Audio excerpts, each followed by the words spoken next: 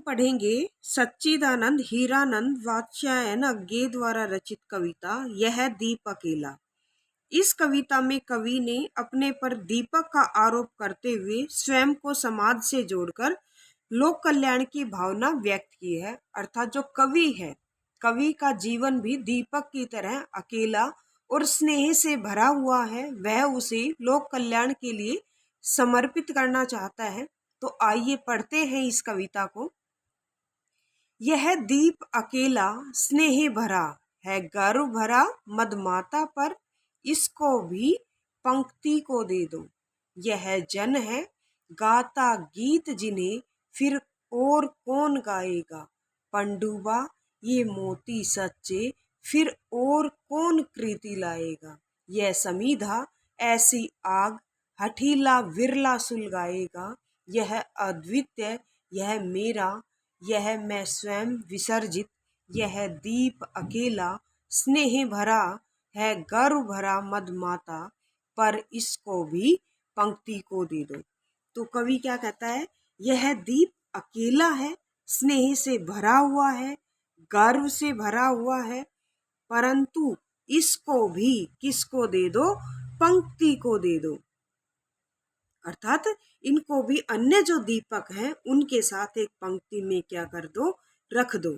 कवि ये कहना चाहता है कि ये अकेला दीपक इतना प्रकाश नहीं दे पाएगा जितना कि वह समूह में रहकर दे सकेगा। फिर कहता है यह जन है गाता गीत जिन्हें फिर और कौन गाएगा।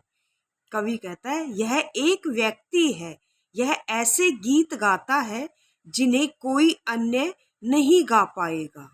फिर कहते हैं पंडुबा ये मोती सच्चे फिर और कौन कृति लाएगा। यह गोताखोर है जो सागर में गोता लगाकर सच्चे मोती निकाल कर लाता है। ऐसे सच्चे मोती अन्य कोई कुशल व्यक्ति नहीं निकाल सकेगा। फिर कहते हैं कवि यह समीधा ऐसी आग हठीला विरला सुलगाएगा। समीधा का अर्थ होता है यज्ञ की लकड़ियां।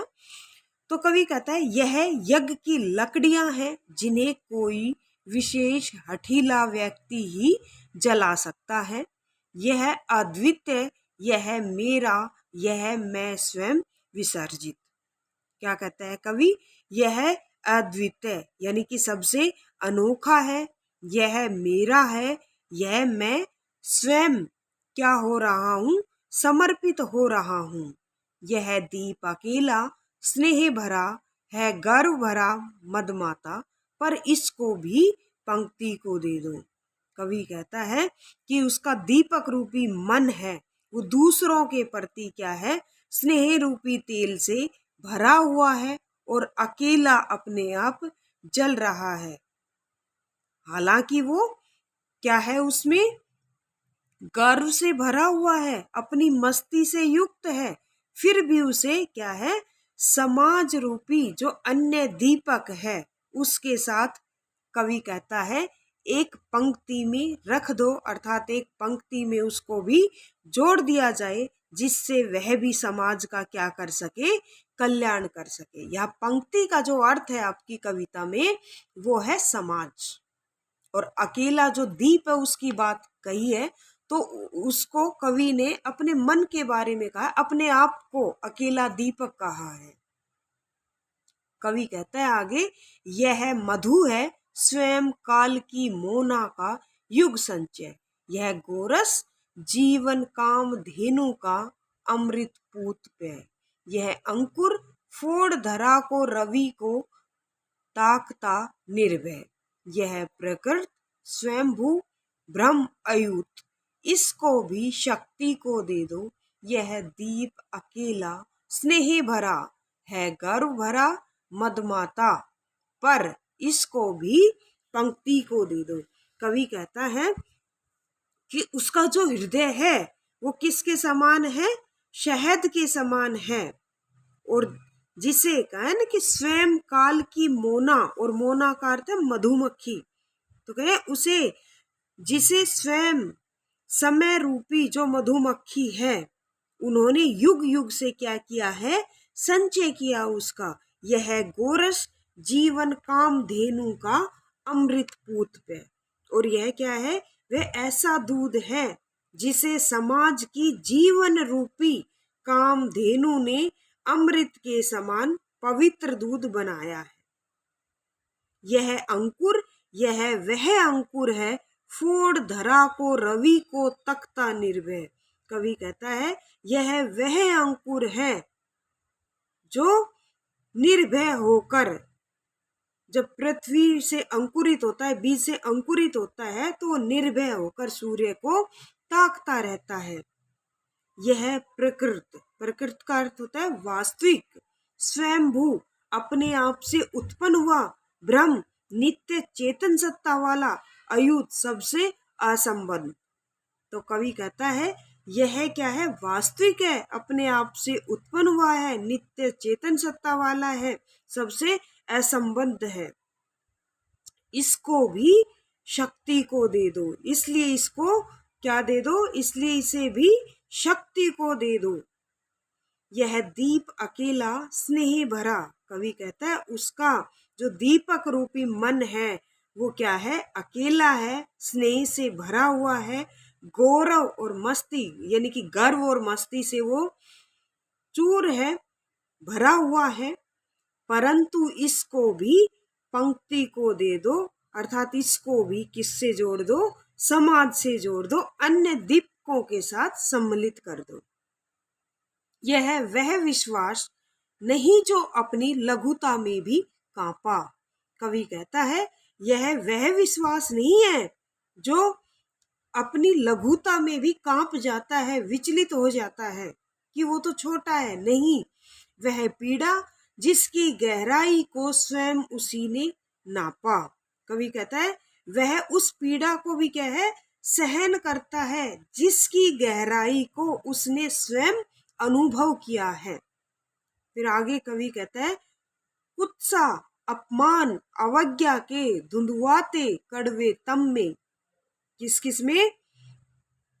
कवि कहते हैं निंदा, कुत्सा का अर्थ होता है निंदा, अपमान और अवज्ञा के धुंधुआते कड़वे तम में, कि अनादर के धुएं से भरे हुए कड़वे अंधकार में भी यह सदा, वह सदा द्रवित, द्रवित का अर्थ होता है करुणापूर्ण, चिर जागरूक, और वो क्या है? लंबे समय से जागरूक, अनुरक्त नेत्र और सभी के प्रति प्रेम पूर्ण नेत्र, उलंब, उलंब का अर्थ होता है सदा जानने की इच्छा रखने वाला, उलंब बाहु। और यह चिर अखंड अपनापर, और अपनेपन की, सदा से ही अपनेपन की भावना को बनाए रखने वाला, अखंड, अखंड का अर्थ होता है जो खंडित ना हो, जो टूटे ना। जिज्ञासु, जानने की इच्छा रखने वाला, प्रबुद्ध, ज्ञानी, सदा श्रद्धा में, और क्या है? सदा ही श्रद्धा से युक्त। इसको भक्ति को दे दो, इसलिए इसे भी किसको दे दो? भक्ति को दे दो, भक्ति को अर्पित कर दो। तो इसमें कवि क्या कहता है? यह वह विश्वास नहीं जो अपनी लघुता में भी कांपा। यह वह विश्वास है जो अपनी लघुता में भी विचलित नहीं हुआ, वह अपने लघु आकार में भी कभी भयभीत नहीं हुआ।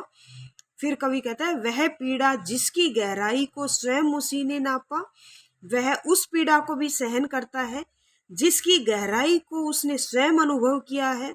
वह निंदा, अपमान, अनादर के धुएं से भरे कड़वे अंधकार में भी सदा करुणापूर्ण और जागरूक रहकर सभी को प्रेम पूर्ण नेत्रों से, आंखों से देखता है।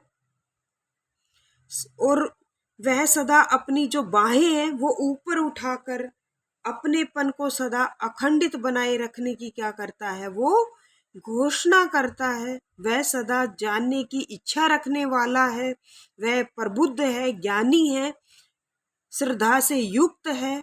इसलिए कवि कहता है इसे भी भक्ति को समर्पित कर दो, अर्पित कर दो। यह दीप अकेला स्नेह भरा। यह कवि कहता है कि कवि का जो दीपक रूपी मन है वह अकेला है, लेकिन प्रेम रूपी तेल से भरा हुआ है, गर्वपूर्ण है, अपनी मस्ती में चूर है, मदमस्त है, परंतु इसे भी समाज कल्याण के लिए समाज रूपी पंक्ति में क्या कर दो, समर्पित कर दो।